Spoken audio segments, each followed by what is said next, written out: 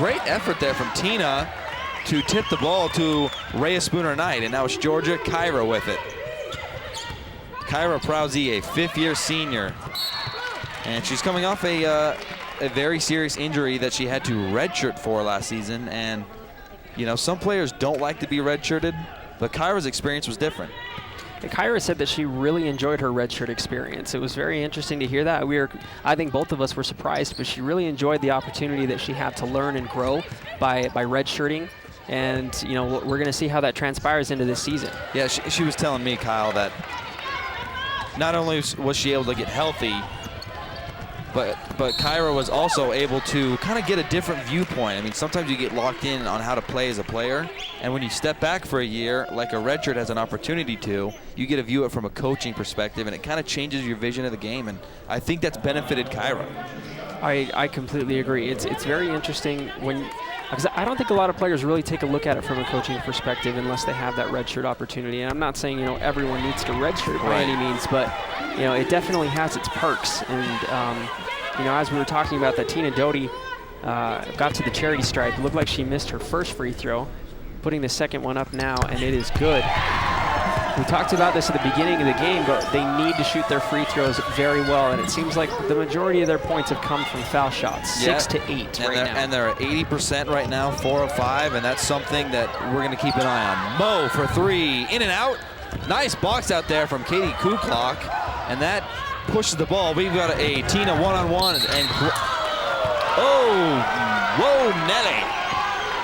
I thought that was a clean steal there from Danica Sharp, but she got whistled for the late foul, and head coach Jane Albright is not happy with it, as you saw there on the replay briefly. And Danica Sharp has 2 personal fouls, so that is going to have to sit her out. Checking in at the scoring table is number 15, Kelsey Kalin, a junior guard from Tigard, Oregon. And Sharp, tough break for the senior from West Wendover. Yeah, huge, very tough break, and it seemed like Tina knew that she got stripped clean. She had a little smirk on her face afterwards as she puts in her first free throw. So the Wolverines are staying alive in this game purely on foul shooting, 7 to 8. And 5 to make it 6 of their 8 points have come from the free throw line. From the field, Kyle, they're only 1 of 8, shooting 13%.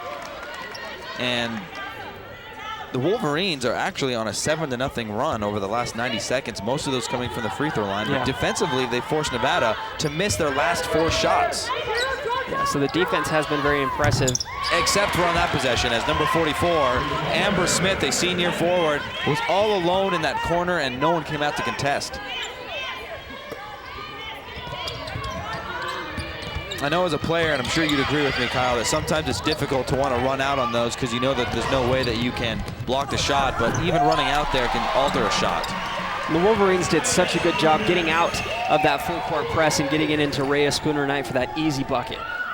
Rhea Spooner-Knight having quite a game for the Wolverines, off the bench with 5 points and 3 rebounds, and she's been more effective in this game. And as I say, that Sam Loggins is going to come back in. And Rhea Spooner-Knight plays so much bigger than she actually is. She is, let's see, she is sitting at, where is she? Okay, she's sitting at 5'10", and she's playing like she's 6'3".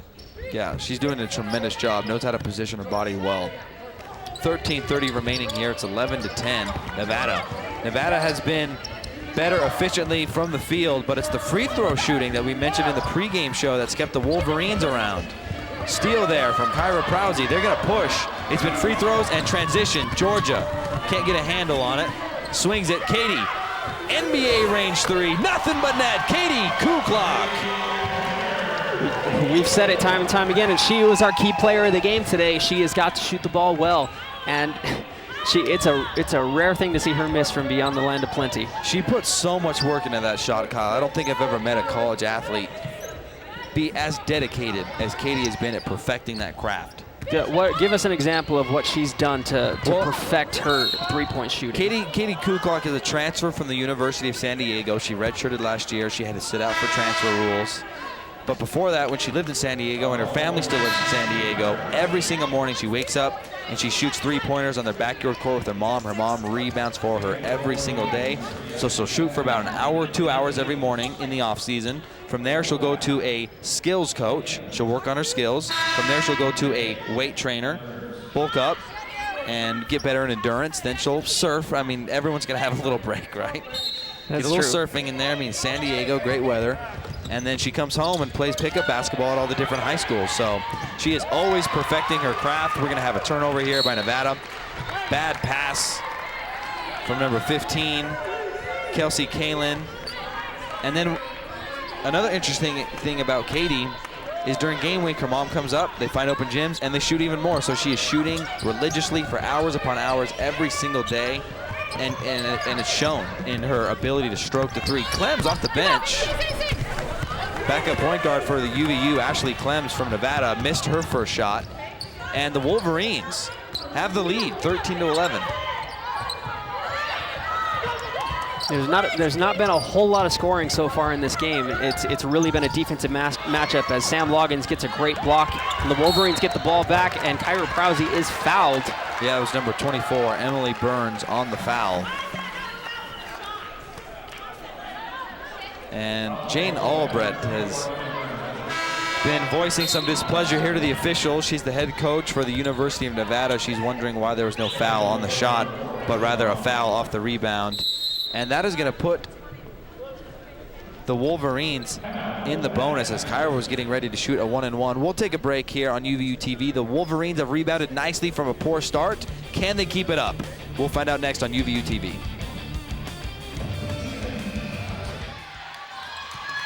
Utah, 45 kills in this match. That's 13 more than UVU. They need a couple more to finish this one off. Can UVU get a point here, keep it alive? I think it's in, and it is. Squeaks in. Wow, Kelani using the entire court for that side out. Look at that. Barely gets that one in. Incredible placement there. 23-22. Tate, the libero, called upon here on this serve.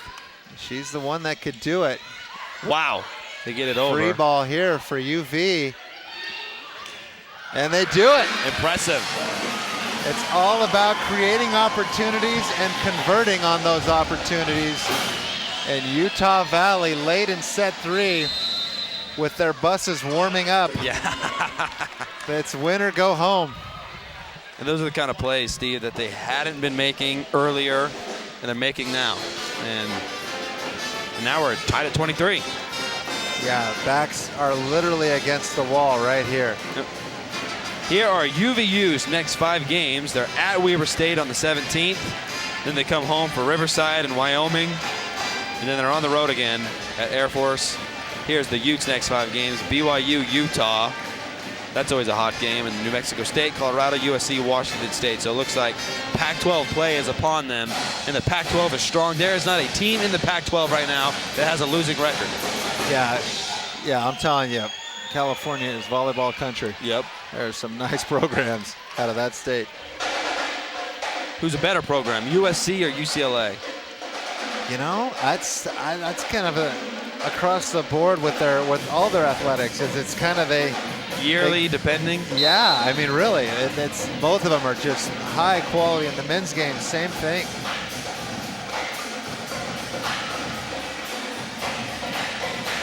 (23-23). It's loud. Fans are on their feet for UVU. Can the Wolverines take advantage of the home crowd and this run they've put together? They were down 23-21. They've taken the last 2 points, and now they're on the serve. Another tough serve. Takes the middle out again. Man, they've got that hard cross dialed in. Wilden unable to dig it. And now Utah is 1 point away. The Ute fans are on their feet. Wolverines, can they extend the match? Dale on the serve. She's been so good. Uh-oh, trouble there. Oh, she's in the net. The net's moving. There it is.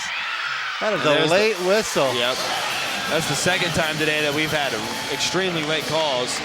Yeah. Coach Lanier not happy with it, but I think you were right. How do you miss that? Sam was off the bench. Yeah, I don't know. Utah, I think she's really just trying to get in the ref's ear just to maybe he'll give her a call next time or something. But that was the right call. Late as it was, that was the right call.